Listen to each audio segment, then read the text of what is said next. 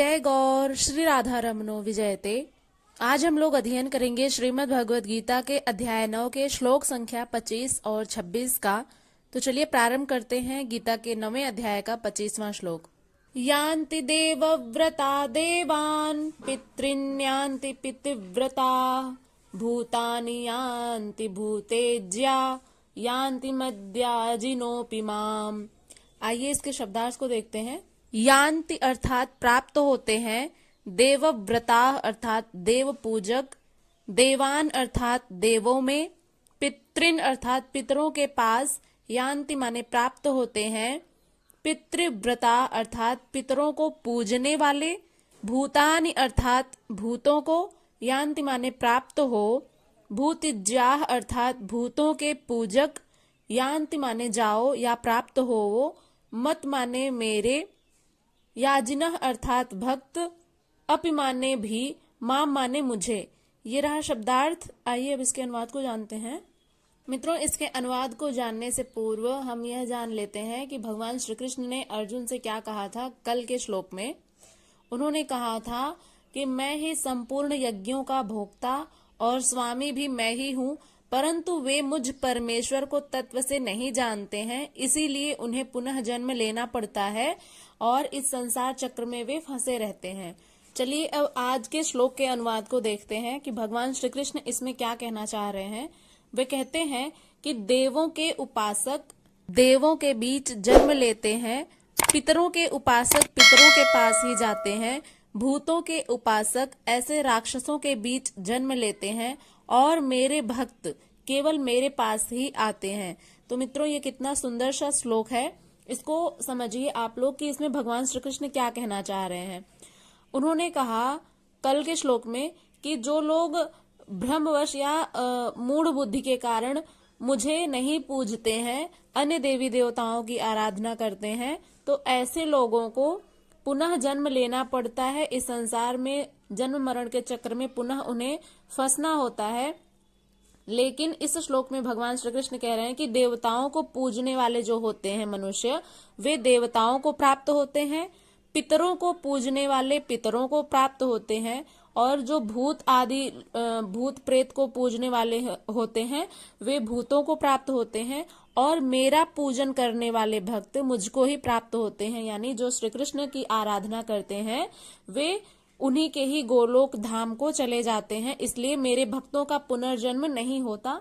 ऐसा भगवान श्री कृष्ण गीता के 9वें अध्याय के 25वें श्लोक में कह रहे हैं अर्जुन से। तो मित्रों, इसको समझने का प्रयास करिए। आप लोग वैसे समझ में आ गया होगा, लेकिन चलिए एक बार फिर से समझ लेते हैं। भगवान श्री कृष्ण कहते हैं, हे अर्जुन, जो देवताओं की पूजा करते हैं वे देवताओं को प्राप्त होते हैं, और देवता हैं तो परिवर्तित सत्ता, वे अपने सत्कर्मानुसार अपना जीवन व्यतीत करते हैं। पितरों को पूजने वाले पितरों को प्राप्त होते हैं, अर्थात अतीत में ही उलझे रहते हैं, और भूतों को पूजने वाले भूत होते हैं, शरीर धारण करते हैं, और मेरा भक्त जो होता है वह मुझे ही प्राप्त होता है, वह मेरा साक्षात स्वरूप होता है, उसका पतन नहीं होता। अब इतना ही नहीं, मेरी पूजा का विधान भी सरल है। ऐसा भगवान श्री कृष्ण कह रहे हैं कि कोई ऐसा ना समझ ले कि अगर पुनर्जन्म नहीं होता है तो कठिन साधना होगी, लेकिन भगवान कह रहे हैं कि ऐसा नहीं है। मेरी जो साधना विधि है वह अत्यंत सरल है। वह क्या है उसको हम लोग अगले श्लोक में समझेंगे। मित्रों, बहुत ही सुंदर सा श्लोक है, इसको आप लोग समझने का प्रयत्न करिएगा। चलिए बढ़ते हैं अगले श्लोक की तरफ। गीता के 9वें अध्याय का 26वां श्लोक, और बेहद ही महत्वपूर्ण और बहुत ही सुंदर। चलिए प्रारंभ करते हैं। पत्रम पुष्पम फलम तोयम यो मे भक्त्या प्रयच्छते तदहं भक्त्युपहृतम अश्नामि प्रयतात्मनः। आइए मित्रों, इसके शब्दार्थ को देखते हैं। इसका शब्दार्थ है पत्रम अर्थात पत्ता, पुष्पम अर्थात पुष्प या फूल, फलम अर्थात फल, तोयम अर्थात जल।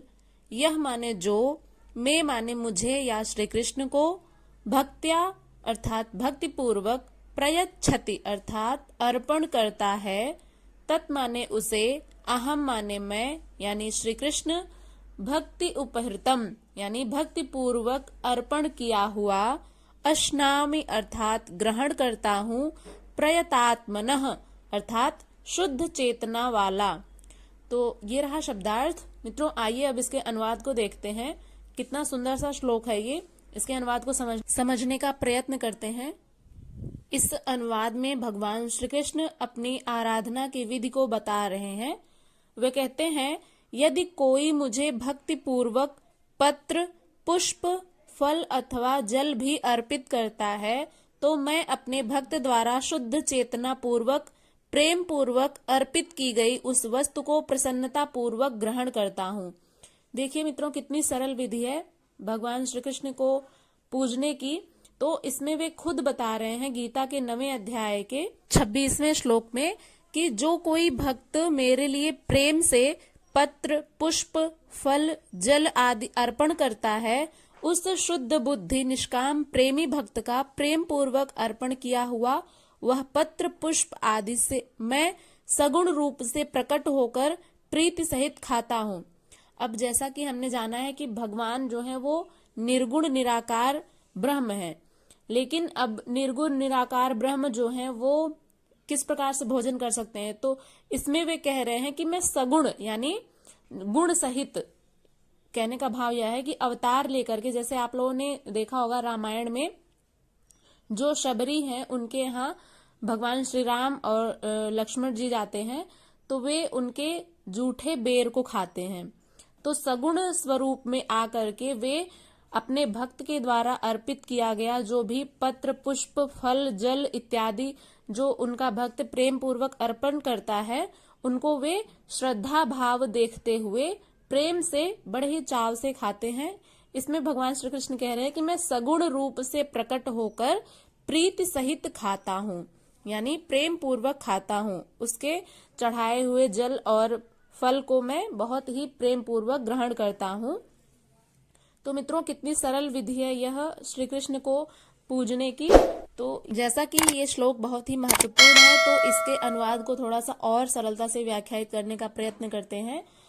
मित्रों भक्ति का आरंभ जो होता है वह यहीं से होता है कि पत्र, पुष्प, फल, जल इत्यादि जो कोई मुझे भक्ति पूर्वक अर्पित करता है, मन से अर्पण करने वाले उस भक्त का वह मैं सब कुछ खाता हूँ जो भी वह मुझे खिलाता है, अर्थात स्वीकार करता हूँ। इसलिए भगवान श्री कृष्ण कहते हैं कि मेरी साधना विधि अत्यंत सरल है। मित्रों जो भगवान एक पत्ते से प्रसन्न हो जाते हैं, सोचिए वे जो समस्त सृष्टि को संचालित कर रहे हैं वे आपके मात्र एक पत्ते से प्रसन्न हो जा रहे हैं। तो यहाँ पर ना हमारा कुछ है ना आपका कुछ है, सब कुछ जो कुछ भी है, ये प्रकृति, ये पेड़ पौधे, जल, फल फूल इत्यादि, ये सब कुछ भगवान के द्वारा ही निर्मित किए गए हैं। तो इसमें हमारा कुछ भी नहीं है, हम उन्हीं का ही दिया हुआ उन्हीं को ही चढ़ा देते हैं। यानी ये जो पेड़ पौधे, फल फूल, नदियां, तालाब, ये सब जितने भी हैं ये सब भगवान के द्वारा ही बनाए गए हैं। तो इसमें हमारा और आपका कोई भी योगदान नहीं है। तो इसमें कहने का भाव यह है कि हम भगवान के द्वारा ही जो बनाई गई वस्तु है उसी को अर्पित कर देते हैं। तो उसमें भी हम ये देखते हैं कि ये हमने अर्पित किया है, इस भाव से जो है कि चढ़ाते हैं कुछ भी। तो कुछ लोग दिखावे में आकर के कि हमने इतना पैसा मंदिर में दिया, चढ़ावा चढ़ाया और इतना सब कुछ हमने किया, सब दिखावे के रूप में करते हैं। लेकिन दिखावा नहीं, मन में जो आपके भाव है बस उसी भाव को ही भगवान देखते हैं। और जो मनुष्य है, ये जो सांसारिक मनुष्य है, वह आपके दिखावे को देख करके प्रसन्न होता है, लेकिन भगवान जो है वे आपके भाव को देख करके प्रसन्न होते हैं। तो मित्रों आप पर निर्भर करता है कि आप सांसारिक मनुष्यों को प्रसन्न रखना चाह रहे हैं या फिर उस परमात्मा को। तो मित्रों निर्णय आपका है, चुनाव आपका है। आप लोग कमेंट करके जरूर बताइएगा और इस वीडियो के बारे में अपना फीडबैक भी जरूर दीजिएगा। इसे अपने मित्रों तक शेयर करिएगा। चैनल पर यदि नए हैं तो सब्सक्राइब कर लीजिएगा। चलिए मिलते हैं अगली वीडियो के साथ, तब तक के लिए अपना ध्यान रखिएगा। नमः संस्कृताय, हरे कृष्णा।